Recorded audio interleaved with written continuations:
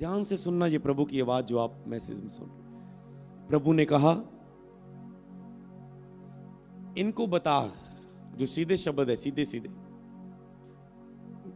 मुझसे बात की और इनके और मेरे और इनके बीच तू होगा जो इनसे बात करेगा। और प्रभु ने कहा कि इनको बता कि मैं इनसे नंबर 1 बहुत प्यार करता हूं। मैं आवाज की बात कर रहा हूं, वो तसल्ली देने वाली बात नहीं कर रहा हूं।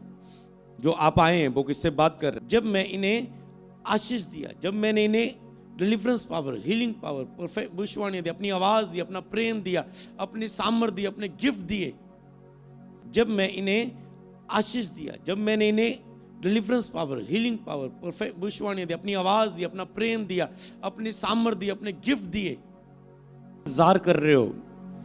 जब मैं आया था मैंने कहा अगर आप मेरा इंतजार कर रहे हो तो मैं आपको कुछ नहीं दे सकता।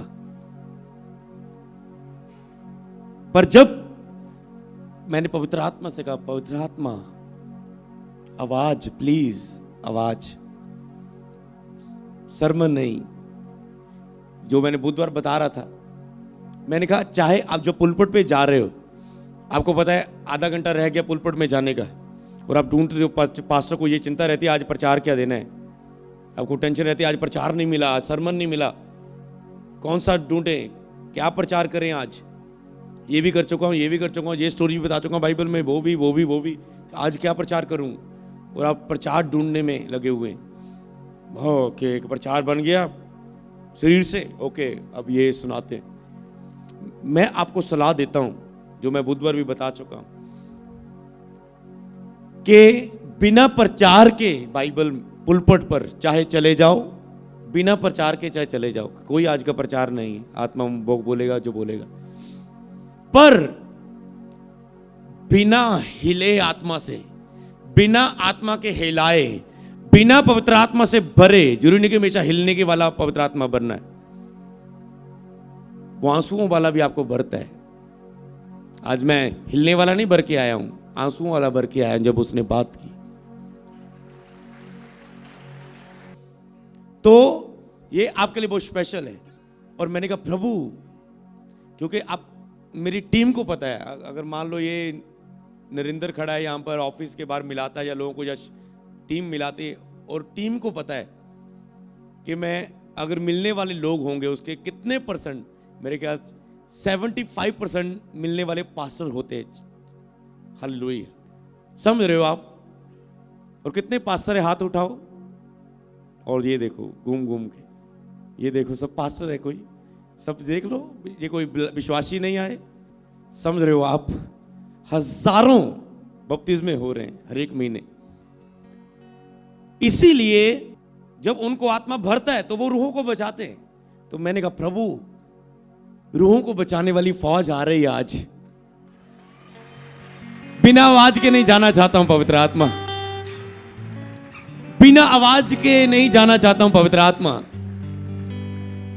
और मैं ये भी चाहता हूं, जानता हूं पवित्र आत्मा मुझसे अधिक तू चाहता है कि तू मुझसे बात करे इनके लिए, मैं ये भी जानता हूं प्रभु। और आवाज शुरू हुई, क्योंकि जो वचन प्रभु की ओर से होता है वो प्रभावशाली होता है, वो खाली वापस नहीं होता, वो प्रभावशाली होता है, वो काम करता है। और उसने कहा इन्हें बता, वार्तालाप हुई, इन्हें बता कि मैं इसे बहुत प्रेम करता हूं, और भूल जाना लाइफ में मेरी हालात परिस्थितियां क्या है, भूल जाओ भूल जाओ। कई वक्त प्रभु ने हालात परिस्थितियां आपकी लाइफ में इसलिए रखी होती है, रहती हैं, कि आप उनसे तंग होके प्रेयर में जाओ, और प्रेयर में आपका व्यक्तिगत प्रभु के साथ संबंध बने, और आप प्रभु के नजदीक हो जाएं। और कुछ और किसी काम के लिए नहीं है, अगर आप पास्टर हो, और किसी काम के लिए नहीं है, चिंता मत करो। ये केवल इसीलिए होती हैं क्योंकि आपको एक दिन पवित्र आत्मा आपको टेस्ट कराता है, क्या आनंद है जब पवित्र आत्मा उतरा, क्या भरपूरी है, क्या रोना है, क्या लव है, क्या प्रेम है, क्या भरपूरी है, क्या आनंद है, क्या खुशी है, यार सोने चांदी से कीमती है, सब कुछ आप बोलते हो, आप कहते क्या है। और फिर जब आप उससे दूर होते हैं, आप कोई बिजी हो जाते हैं संसार में, सेवकाई में, कामों में, जिम्मेवारियों में, सुस्ती में, अभिलाषाओं में, शरीर की अभिलाषाओं में, और जब आप उसे खोते हो फिर आपकी लाइफ में आप नॉर्मल लाइफ जीना शुरू कर देते, नॉर्मल बिल्कुल बिल्कुल खाली। और फिर जब खाली चलते हो फिर आपको हालात परिस्थिति हावी हो जाती, कभी बीमारी आ गई, कभी पैसे की तंगी आ गई, कभी कोई अटैक आ गया, कभी बच्चों को प्रॉब्लम हो गई, वाइफ को प्रॉब्लम हो गई, ये प्रॉब्लम हो गई, ये पैसे में आगे घटी, ये चर्च की ये प्रॉब्लम हो गई, ये प्रॉब्लम हो गई, ये चीज़ खराब हो गई, ये एक्सीडेंट हो, कुछ भी हुआ, कुछ भी मंगा लो आपकी कैसे चल रही। फिर वो तंगी जब आती है आपकी लाइफ में, वो फिर आपको पता है ये बड़ा चिंता है दिमाग पे, प्रभु की हुजूरी में जाते हैं, वहीं सेट होगा, और आप शांति लेने की कोशिश करते हैं, और आपको पता है प्रभु की हुजूरी में आएगी, और आप बैठने की रोज कोशिश करते हैं, पता है बाहर तो मर जाएंगे अगर और इसी शरीर में रहे तो, ये खा जाएंगी परिस्थितियाँ, आपको पवित्र आत्मा ने ऐसा सिखाया होता मेरे बिना तो कुछ नहीं। फिर जब आप उसे खोजते हैं, आपके ऊपर कोई संकट आता है या आपको चैलेंज आते हैं, कई बार आपको क्रूसर्स आते हैं, और आप कई बार वो जानबूझ के आपको क्रूसर्ड देने पड़ते हैं उसे। ओके, ऐसे तो प्रेयर नहीं करता, क्रूसर्ड आएंगे फिर तो करेगा ना, फिर तो आएगा, प्रभु मसा चाहिए, मसा चाहिए, मसा चाहिए, और आप प्रभु की हुजूरी में जाते हो, प्रभु मसा चाहिए, प्रभु मसा चाहिए, कहता मसा नहीं, मुझे तो तू चाहिए था, मिट्टी गोली देनी पड़ी तो आया, कितनी देर से तेरा वेट कर रहा था, समझ रहे हो आप। तो इसीलिए वो होती है परेशानियां, बस कि आप उससे ध्यान प्रभु के पास जाएं और प्रभु के साथ एक व्यक्तिगत संबंध बन जाए, और फिर वो जिस तरह लाजर को कहता है बाहर आ और इसकी बेड़ियां खोल दे, फिर वो आपको बुलाता और कहता है खोल दो इसकी बेड़ियां, चलो परे हटो, इसको मैं अब लेके जा रहा हूं आगे। तो प्रॉब्लम्स आ रही, भूल जाओ, प्रभु कहता है मैं प्रॉब्लम से मुझे जज मत करो, मैं तुमसे बहुत प्यार करता हूं। दूसरी, मैं तुझे बहुत उपयोग करना चाहता हूं। तीसरी, कि शैतान इन्हें रोक रहा है और इन्हें बोल ये अपना अधिकार उपयोग करें, मैं इन्हें उपयोग करूंगा। बस कितने समझे ऐसी बात को, मैं इनसे प्रेम करता हूं, बहुत उपयोग करना चाहता हूं, जितना आप कहते हैं प्रभु मुझे इस्तेमाल करे उससे कई अधिक प्रभु आपको इस्तेमाल करना चाहता है। उसने रूहों के लिए जितना आपके अंदर बोझ नहीं होगा जितना उसके अंदर बोझ था, जिसने पुत्र दिया, जिसने 100 में से एक भेड़ होगी उससे ढूंढने गया, जो कहता है सच्चा चरवाहा अपनी भेड़ों के लिए जान देता है, जिसके अंदर जितना बोझ उसके अंदर है। हालेलुया। क्या वो उसके लिए लोग नहीं, इसलिए जिसने कहा बोझ के साथ की फसल पक चुकी, पास्टर थोड़े हैं, पास्टर थोड़े हैं, अगर है तो अनॉइंटेड पास्टर थोड़े हैं। वो आपसे प्रेम करता है, वो आपको देना चाहता है, और वो कहता है इनको कह शैतान से फाइट करो क्योंकि तुम एक युद्ध में हो, आपको करने के लिए बोला उसे, और उसे दूर करो अपनी लाइफ में, अधिकार को उपयोग करो, मैंने तुझे अधिकार दिया। संविधान लागू हुआ, 26 जनवरी हमने मनाया, प्रार्थनाएं की, देश आजाद हुआ, देश के पास कुछ अधिकार नहीं थे, गुलामी में थे, और जब आजादी हुई, संविधान लागू हुए, अधिकार हुए कि एक व्यक्ति अब इसको ये अधिकार, इसको ये अधिकार, ये किसी भी धर्म को मान सकता है, ये अधिकार, ये अपना मुकदमा, अपना केस इस चीज में रख सकता है, ये अपनी बात ऐसे बता सकता है, अधिकार और रूल सिस्टम हो गए, और यहां पर अब आजादी आई। अगर एक व्यक्ति अब अपने अधिकार को उपयोग ही ना करे, मान लो अगर गवर्नमेंट ने बोल दिया इसको इतनी पेंशन मिलेगी, इसको अभी ये फेसबुक पर पता ही नहीं है कि गवर्नमेंट ने बोल दिया अगर तुझे ये ऐसी होता है तुझे इतनी 1500 2000 तुझे पेंशन मिलेगी, इसको अभी उस अथॉरिटी का पता ही नहीं, कैसे उसका फायदा लेगा। तो आप प्रभु ने यही चीज आपको बताने के लिए बोला कि अधिकार को उपयोग करें। और अगली बात प्रभु ने कहा, हिलाने वाली बात, रुलाने वाली बात, प्रभु ने कहा इन लोगों से बोल ये मेरे साथ वफादार नहीं रहे जब मैं इनके साथ था,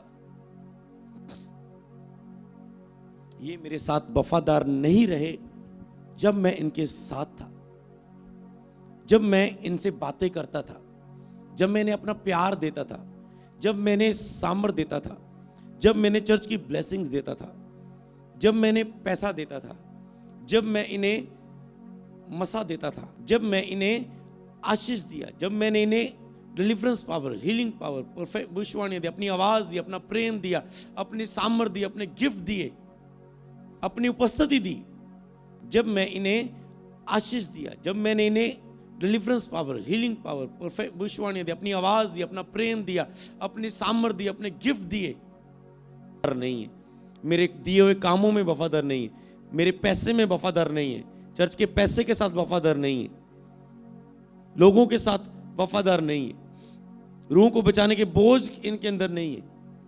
कहा था प्रभु लास्ट बार, प्रभु उठूंगा, अब से तुझसे वफादार रहूंगा तेरी उपस्थिति के साथ। प्रभु ने कहा फिर से तू दूर हो गया, तूने वायदा किया था, अब नहीं प्रभु एक बार और फिर मैं इनके साथ आया और ये फिर पीछे हट गए, फिर मेरी उपस्थिति संबंध के साथ दूर हो गए। इनको बोल कि इनको बोल उन बातों को याद करना मैं कहां वफादार नहीं रहा। क्योंकि जब वफादारी आपकी लाइफ में नहीं होती, कई लोग बोने में वफादार नहीं होते, अपने दशमांश को चर्च में यूज करना शुरू कर देते, बोने में वफादार नहीं होते। कई लोग चर्च के पैसे के साथ वफादार नहीं होते। कई लोग अपने चर्च की बहनों के साथ, लोगों के साथ वफादार नहीं होते। प्रभु उनके मनों में जो चल रहा है जानता होता है। कई लोग किसी चीज में वफादार, कई लोग उसकी उपस्थिति के साथ वफादार नहीं होते, संसार को पहला स्थान देना शुरू कर देते हैं, व्यक्तिगत संबंध से दूर हो जाते हैं। कई लोग अगुए से वफादार नहीं रहते, कई लोग उसके वचन से, सेल्फ डेथ में जाना, मरना, वफादार नहीं रहते बहुत सारी चीजों में। वो कुछ मेंटरशिप का हिस्सा रहेंगी नेक्स्ट, पर उसमें वफादार नहीं रहते। और प्रभु कहते हैं इनसे क्या है, तो अपने वचन का पक्का नहीं, तो वफादार नहीं रहा, फिर से मौका दे, वफादार नहीं रहा। और प्रभु कहते अगर आज तो उन बातों में पश्चाताप करे और ये आज से वफादार रहने का वायदा करें फिर से, तो मैं इन्हें फिर से उपयोग करूंगा और बहुत बड़ी, और इनके ये हाथ है ना, ये हाथ है, इनके जो हाथ है, ये हाथ, मैं इस हाथ को मसा करूंगा। आज की बात वो कह रहा है, मसा करूंगा इसे। अगर ये पुराने जिन हिस्सों में वफादार नहीं रहे मेरे साथ, आपको मनन करना है इस वचन पर, और अगर ये आज से रहें तो ये मेरा हाथ, ये इनका हाथ जो है, इसे मैं मसा करूंगा, इसको मैं यूज करूंगा। जब मैं इन्हें उपयोग करूंगा तो उसके बाद इनको बोलना कि तूने वफादार रहना है। किन बातों में? कहता यही हाथ जो है, इन्हीं 5 बातों में। कहता है इनको प्रार्थना में वफादार रहना मेरे साथ, मेरे वचन को पढ़ने, मेरी आवाज सुनने के लिए वफादार रहना। तो अपनी बातें बता के बोल जाता है, मेरी बातें नहीं सुनता। और प्रार्थना में दूसरा, उपवास में वफादार रहना, क्योंकि मरना है तुझे, अपने लिए जीने के लिए तू नहीं चुना गया, मरने के लिए चुना गया। उपवास के लिए वफादार रहना।